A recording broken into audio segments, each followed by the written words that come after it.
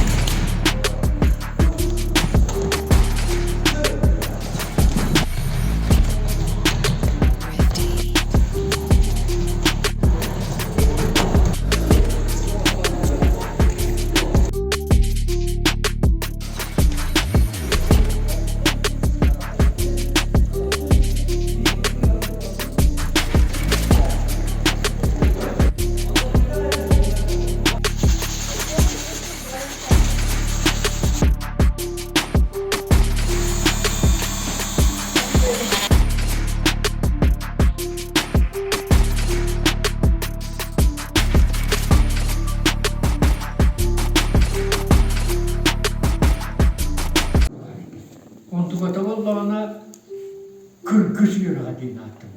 43 lira. 43 lira diye.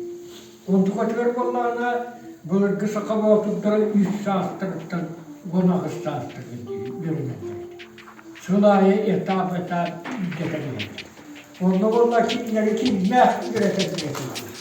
O bana kırklarga baharın yüzü kayıtan tomutan yüzü var.